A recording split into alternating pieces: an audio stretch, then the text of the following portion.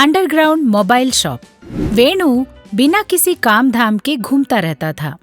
गांव में हर कोई उसे डांटता रहता था। एक दिन वेणु अपने दोस्त शिवा के पास पहुंचा। अरे यार, मुझे 50,000 चाहिए। 50,000? किस लिए? मैं एक मोबाइल शॉप लगाना चाहता हूँ। Mobile shop? तेरा दिमाग तो ठीक है। आसपास कितने सारे मोबाइल शॉप्स हैं, ये दिमाग से आइडिया निकाल दे। अरे यार, उन सब ने जमीन पर दुकान लगाई है, लेकिन मैं जमीन के अंदर दुकान लगाने वाला हूँ। Underground mobile shop. उस दुकान को देखने के लिए लोग जरूर आया करेंगे। अरे वाह, तेरा दिमाग तो खूब चलता है यार। मैं बचपन से ही होशियार था। अब पैसे देगा ना? हाँ, देखते हैं। उसने कहा। वेणु ने अपने पैसे और शिवा के दिए हुए पैसे मिलाकर अंडरग्राउंड में एक मोबाइल शॉप खोल दिया। बहुत सारे कस्टमर्स आने लगे। उसने शिवा के पैसे भी लौटा दिए। उन कस्टमर्स को देखकर वेणु के दिमाग का शैतान जाग गया। लोग मुझ पर पूरा विश्वास कर रहे हैं। अब मुझे अपना काम शुरू करना चाहिए। ऐसा सोचकर उसने अपने दुकान के एक कोने में रखा हुआ बस्ता निकाला। वो सारा सामान मोबाइल के स्पेयर पार्ट्स थे। मैंने पुराने फोन के पार्ट्स को किलो के भाव खरीद कर लाया हूँ। अब इन सब से एक नया मॉडल फोन बनाकर 50% डिस्काउंट देकर बेच दूंगा। ऐसा सोचकर उसने पुराने स्पेयर पार्ट से कई सारे नए फोन बना लिए।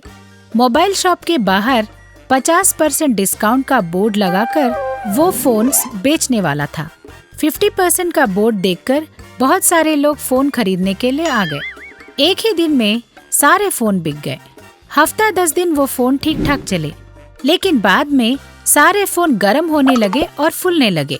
सब लोग वेणु के पास पहुँचे। नया फोन बोलकर तूने पुराना फोन बेच दिया हमें। ऐसा लगता है ये अभी फटने वाला है। हमारे पैसे हमें वापस करो और अपना फोन खुद ही रखो। इस तरह सब लोग बोलने लगे। सब लोगों की बातें सुनकर वेणु बोला, कौन हो तुम लोग? तुम लोगों के पास फोन का कोई रसीद या बिल है क्या? उसने कहा। सब लोग दंग रह गए। निस्सहाय होकर सब लोग वापस चले गए। उन सब लोगों में शिवा का भाई भी था। जब शिवा को वेणु की करतूत के बारे में पता चला तो उसने उसे सबक सिखाने की ठान ली। एक दिन जब वेणु घर पे था तो उसका फोन बजा। वेणु ने फोन उठाकर बोला, हाँ, कौन? सर नमस्ते, मैं ऑडी शोरूम से बात कर रहा हूँ। मोबाइल शॉप्स के लॉटरी में आपको 1 करोड़ का ऑडी कार मिला है। क्या कहा? क्या सच में? वेणु उनके बताए हुए पते पर पहुँचा। वहाँ सुनील नाम का आदमी एक ऑडी कार के सामने खड़ा था। उसके पास जाकर, क्या यही मेरा जीता हुआ कार है? हाँ सर, ये आपका ही है। तो फिर जल्दी चाबियाँ दो ना। लेकिन चाबियों के लिए आपको हमें 10 लाख रुपए देने होंगे। 10 लाख? 10 लाख क्यों? ये हमारा रूल है सर। आप 10 लाख रुपए डिपॉजिट करके 1 करोड़ रुपए का कार ले जाइए। ये सुनकर वेणु सोच में पड़ गया। अरे 10 लाख गए तो गए, लेकिन 1 करोड़ का ऑडी कार तो आएगा ना। ऐसा सोचकर वो 10 लाख रुपए देकर कार लेकर घर जाता है। घर जाने के दूसरे दिन वो गाड़ी निकालकर गांव में घूमने के लिए निकलता है। पूरे गांव में गड्ढे ही गड्ढे थे। उन गड्ढों में कार ऊपर नीचे होने लगा। उन गड्ढों की वजह से उस कार के चारों टायर 4 तरफ निकल गए और गाड़ी रोड पर रुक गई। ये देखकर वेणु दंग रह गया। उसने तुरंत सुनील को फोन किया। हेलो, ये सब क्या है?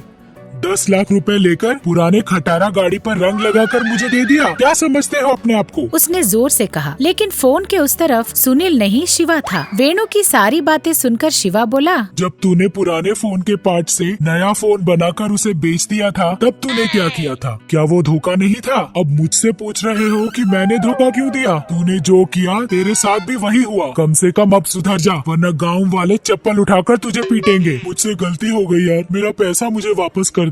तेरे पैसे? वो पैसे तेरे नहीं हैं।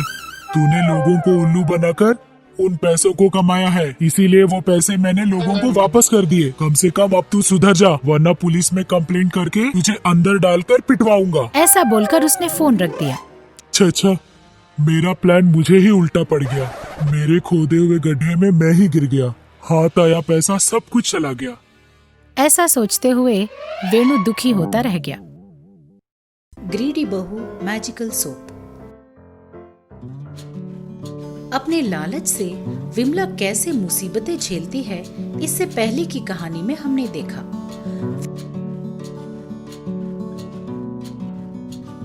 विमला एक सुपरमार्केट में कुछ चीजें खरीद रही थी।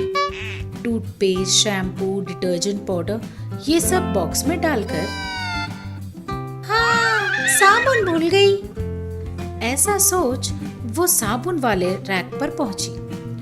ये काफी अच्छी लगती है, यही ले लेती हूँ।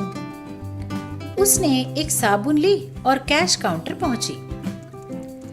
बिल कितना हुआ?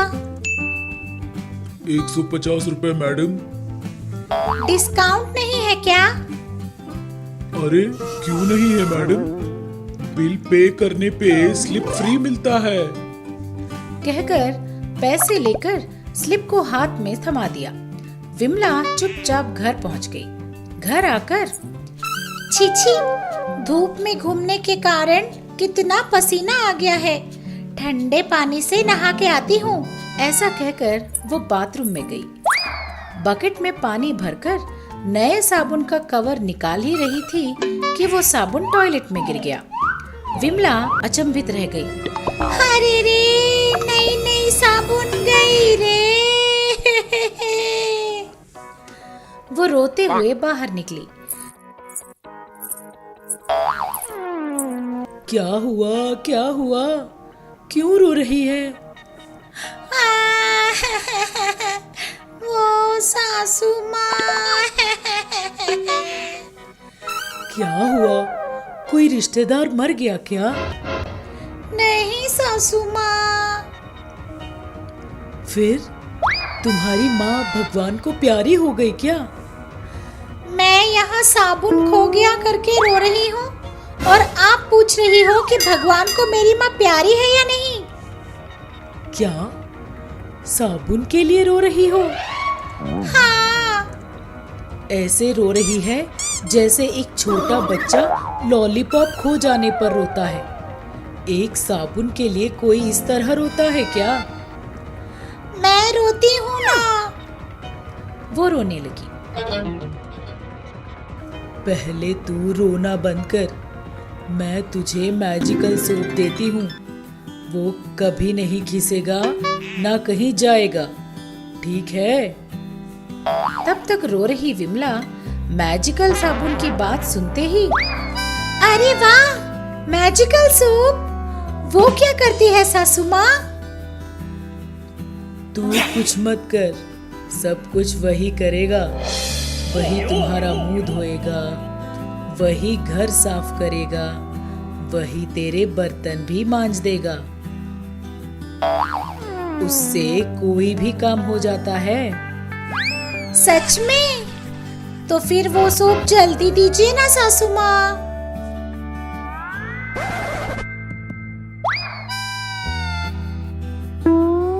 उससे विमला सारे काम करने लगी। फर्श पर पानी डालकर साबुन नीचे रखती, बस वो साबुन ही पूरा घर साफ कर देता। उसी तरह बर्तन मांजने, कपड़े धोने के लिए भी उस मैजिकल सोप का ही इस्तेमाल करती। इतने सारे काम करके भी ये सोप बिल्कुल भी नहीं घिसा।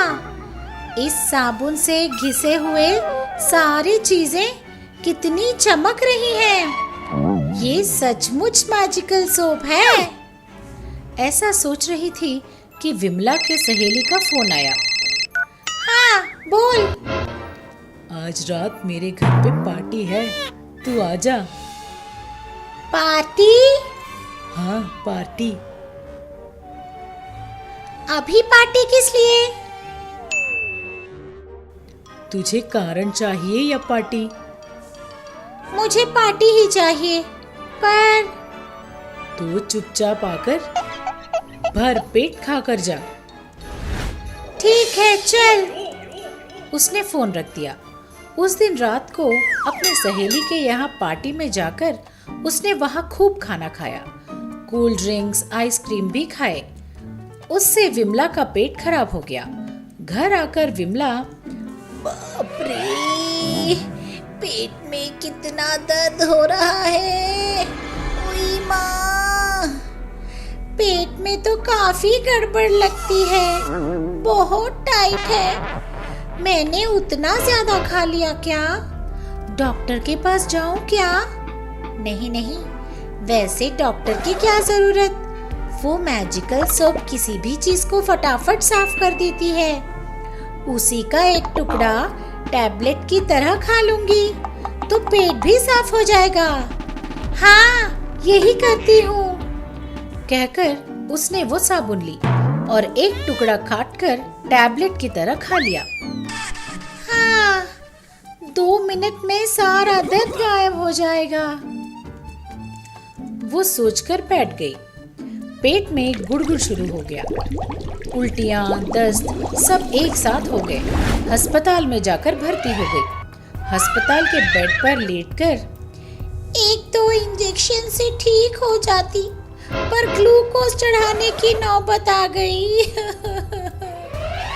वो अपने किए पर दुखी हो रही थी। दादा टीवी। इस तरह के कई और मनोरंजक और ज्ञानवर्धक कहानियों के लिए बने रहिए हमारे साथ।